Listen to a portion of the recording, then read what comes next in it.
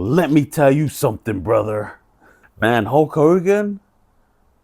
Hogan? Yeah, man. Crazy. Hulk Hogan just passed away, man. And I know towards the back end of his career, of his life, he was involved in some controversy.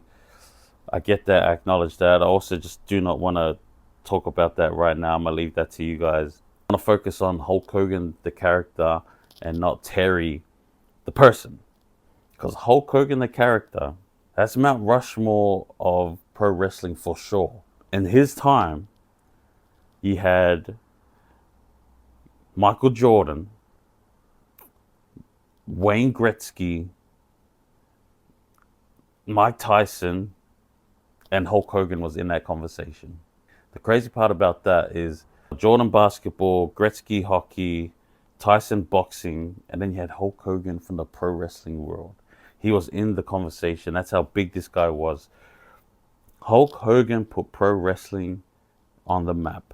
He's the reason why it's so big. He's the reason why the success that you see today, it all stemmed from Hulk Hogan and what he was able to do for the wrestling business. Vince McMahon had all these ideas to do this and do that, and you wanted WWE to, be this massive company.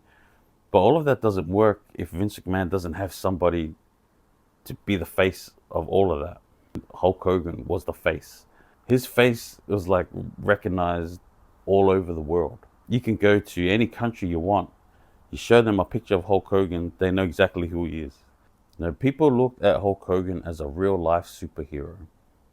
He had the look, the muscles, the charisma, the message, say your prayers, eat your vitamins.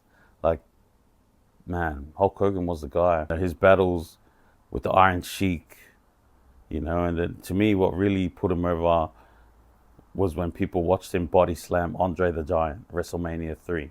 Passing of the torch to the Ultimate Warrior. And then, going to WCW. And then, when he went to WCW, the world was changing a little bit. And Hulk Hogan's character was starting to die. No one was really caring about him in the red and yellow and his message of positivity. And then Hulk Hogan went heel when he became the third member of the NWO, and he changed the game again. He had already elevated to another level.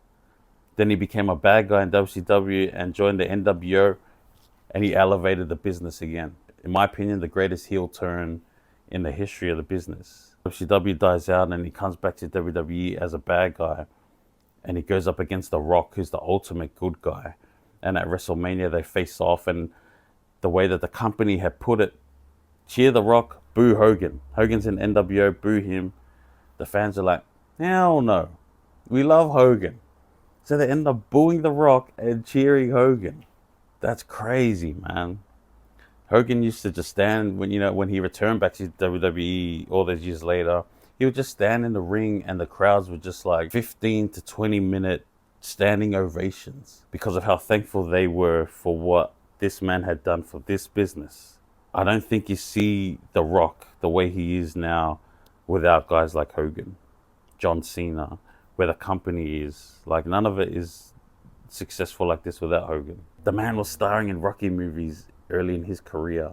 He hosted SNL Live, doing work with Mr. T. Crazy career, man. This is a lot of people's childhood.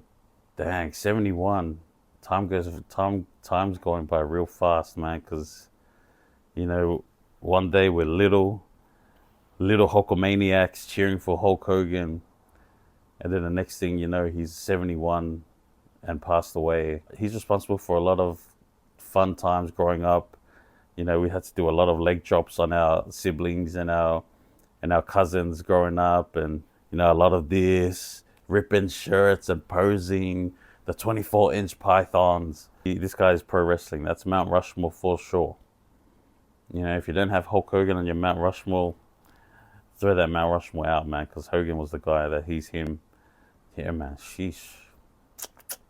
Shout out to Hogan, man. Shout out to Hogan.